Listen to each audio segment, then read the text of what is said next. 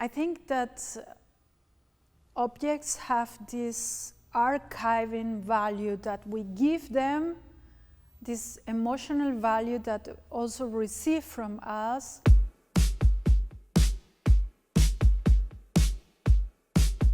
And I try to do a process in which I bring the photography out of the wall or into the wall. I used to enlarge images in textile, for example, and using the textile as another way of communicating photography.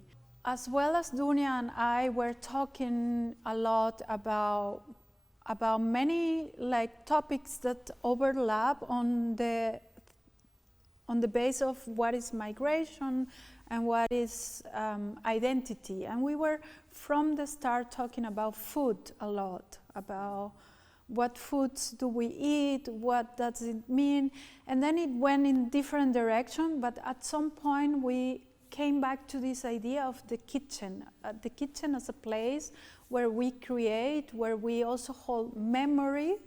When we look at history, we often look at objects that belong to older generations, older societies, to find out what was made this object, what made them use it. And I think we still are going to tell that story in the future. Even if I am not here, this chair will still carry that history of design, why it was made in wood, why it was made that size.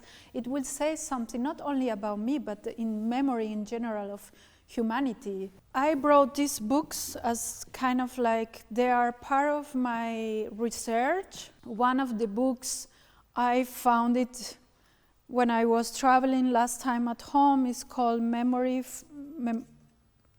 por correspondencia.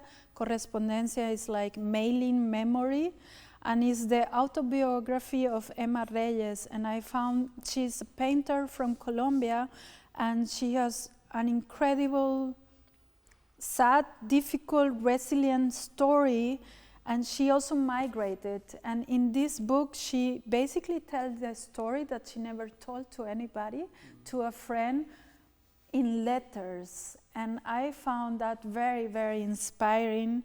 And I don't know, the book has some emotional value for me. And the other books are, one is Gloria Anzaldúa, which is also very central to my work. You can see it has a lot of notes. I always go back to this book because Gloria Anzaldúa created all this, I will say, language about how migrants live in between spaces, how we create, how we are conflicted, and how can we also heal. And I like this connection that she makes with the political, the spiritual, and the arts also, which is often in Western culture very, very denied. I come from a very syncretic society. We have all kind of belief, and I believe on those things.